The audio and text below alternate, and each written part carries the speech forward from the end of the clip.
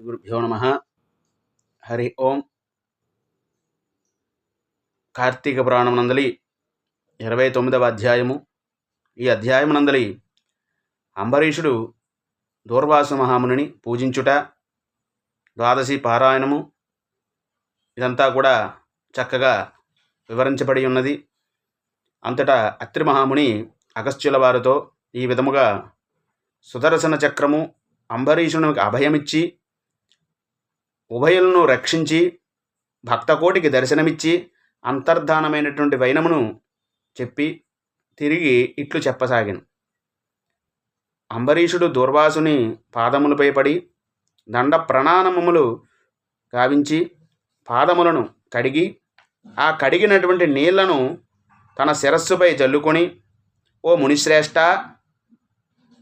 నేను సంసార మార్గమునందున్న ఒక సామాన్యమైనటువంటి గృహస్థుడను.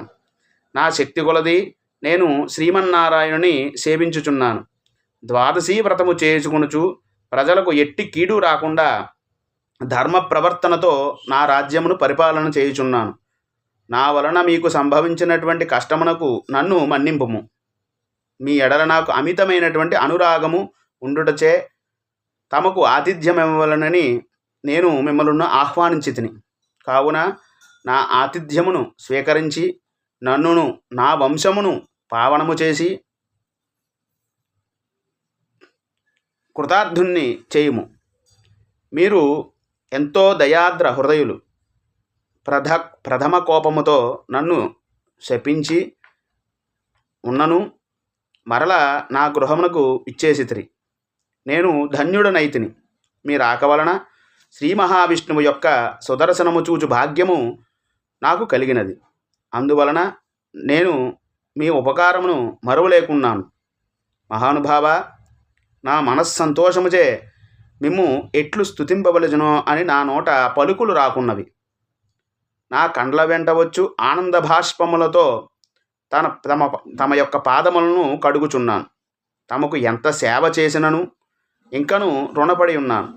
కావున ఓ పురాణ పురుష, నాకు మరల నరజన్మ రాకుండా ఉండేటట్లును సదా మీ బోటి మునులను యందు ఆ యొక్క శ్రీమన్నారాయణ యందును మనస్సు గలవాడునై ఉండినట్లు నన్ను ఆశీర్వదింపుము అని ప్రార్థించి సహబంతి భోజనమునకు దయచేయమని ఆ యొక్క అంబరీషుడు దూర్వాసుని ఆహ్వానించెను. ఈ విధముగా తన పాదములపై పడి ప్రార్థించుచున్న అంబరీషుణ్ణి దూర్వాస మహాముని ఆశీర్వదించి, రాజా, ఎవరు ఎదుటివారి బాధను నివారణ గావించి ప్రాణములు కాపాడెదరో, ఎవరు శత్రువులకైనను తమ శక్తి కొలది ఉపకారము చేయుదురో అట్టివారు తండ్రితో సమానమని ధర్మశాస్త్రములు తెలియజేయుచున్నవి.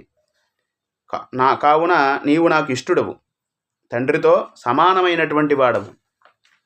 నేను నీకు నమస్కరించినచో నాకంటే చిన్నవాడవుగుటవు చేత నీకు ఆయుక్షీణము కలుగును. అందుచేత నేను నీకు నమస్కరించుటలేదు.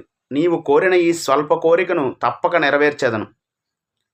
పవిత్ర ఏకాదశి వ్రతనిష్ఠుడవగు నీకు మనస్తాపము కలుగజేసి ఉన్నందులకు వెంటనే నేను తగినటువంటి ప్రాయశ్చిత్తము అనుభవించితిని. నాకు సంభవించిన విపత్తును తొలగించుటకు తిరిగి నీవే దిక్కైతివి. నీతో భోజనము చేయడం వలన నా భాగ్యము కాక మరొకటగునా అని దూర్వాస మహాముని పలికి అంబరీషుని అభీష్ట ప్రకారము పంచభక్ష పరవాన్నములతో సంతృప్తిగా విందు ఆరగించి అతని భక్తిని అనేక విధముల ప్రశంసించి అంబరీషుని దీవించి అతని వద్ద సెలవు పొంది దూర్వాస మహాముని తన ఆశ్రమమునకు తిరిగి వెళ్ళాను. ఈ వృత్తాంతమంతయు కార్తీక శుద్ధ ద్వాదశి దినమున జరిగినది. కావున ఓ అగస్త్య, ద్వాదశి వ్రత ప్రభావం ఎంతటి మహత్యము కలగదో తెలుసుకుంటివి కదా.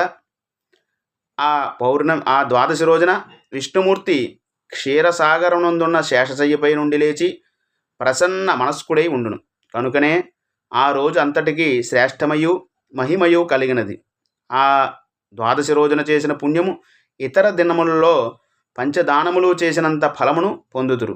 ఏ మనుష్యులు కార్తీక శుద్ధ ఏకాదశి రోజున ఉపవాసముండి పగలల్లా హరినామ సంకీర్తన చేసి ఆ మరునాడు జాగరణ చేసి ఆ రాత్రంతా పురాణం చదువుతూ లేక వింటూ జాగరణ చేసి ఆ మరునాడు అనగా ద్వాదశి నాడు తమ శక్తి కొలది శ్రీమన్నారాయణ ప్రీతి కొరకు దానములిచ్చి బ్రాహ్మణులతో కూడినటువంటి భోజనము చేయుదురో అట్టివాని సర్వపాపములు ఈ వ్రత ప్రభావము వలన పటాపంచలైపోవును.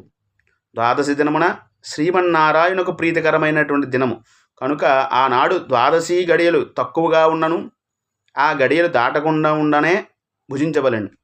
ఎవరికైతే వైకుంఠములో స్థిర నివాసము ఏర్పరచుకొని ఉండాలనే కోరిక ఉండునో అట్టివారు ఏకాదశి వ్రతము ద్వాదశి వ్రతము రెండూ చేయవలేను. ఏ ఒక్కటి విడవకూడదు. శ్రీహరికి ప్రీతికరమగు కార్తీక శుద్ధ ద్వాదశి అన్ని విధములా శ్రేయస్కరమైనది. దాని ఫలితము గురించి ఎంతమాత్రము సంశయము కూడదు. మర్రి చెట్టు విత్తనము చాలా చిన్నది అయినను అదే గొప్ప వృక్షముగా అయినటువంటి విధముగా కార్తీక మాసములో నియమానుసారముగా చేసుకున్న ఈ కొంచెము పుణ్యమైనను అది అవసాన కాలమునందు యమదూతల నుంచి కాపాడును. అందులకే ఈ కార్తీక వ్రతము చేసి దేవతలే కాక సమస్త మానవులు తరించితిరి. ఇట్లు ఈ విధముగా చెప్పాను. ఇట్లు స్కాంద పురాణాంతర్గత వశిష్ఠ ప్రోక్త కార్తీక మహత్యమునందలి 39వ సమాప్త. మన ఛానల్ లైక్ చేయండి, షేర్ చేయండి, సబ్స్క్రైబ్ చేయండి. హరి ఓం.